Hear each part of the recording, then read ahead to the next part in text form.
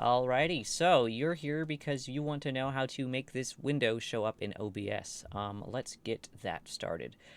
First of all, I recommend using OBS over Streamlabs, but that's just me.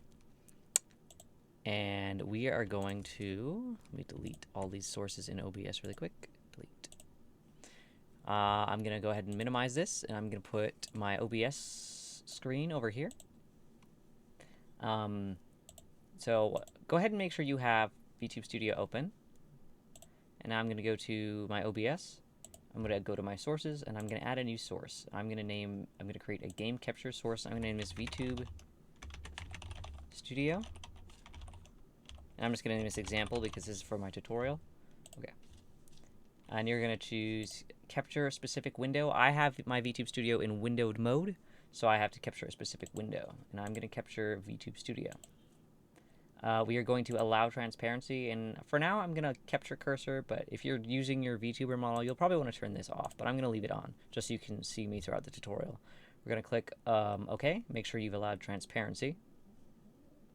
Here, let me actually hide that menu. Make sure you've allowed transparency, and then we're going to hit OK. I'm going to turn this back on.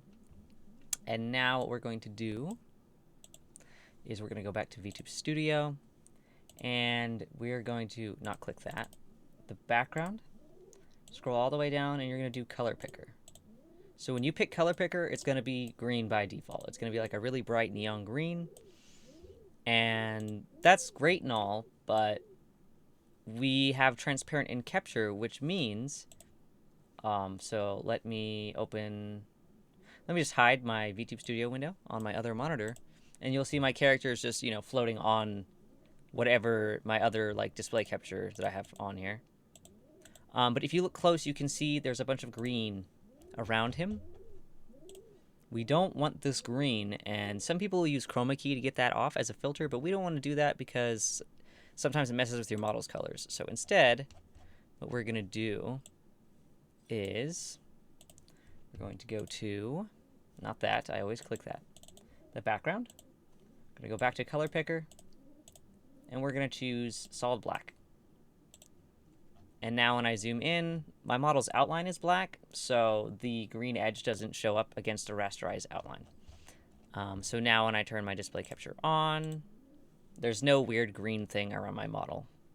So that's how you would do your display or your VTube Studio setup. And then I would go ahead and let's move this guy down in the bottom corner, maybe set him down here. And then when you're done, you can go ahead and close this X button. And then, yep, there you go. Oh, well, actually, let me drag this source down and scale this. There you go.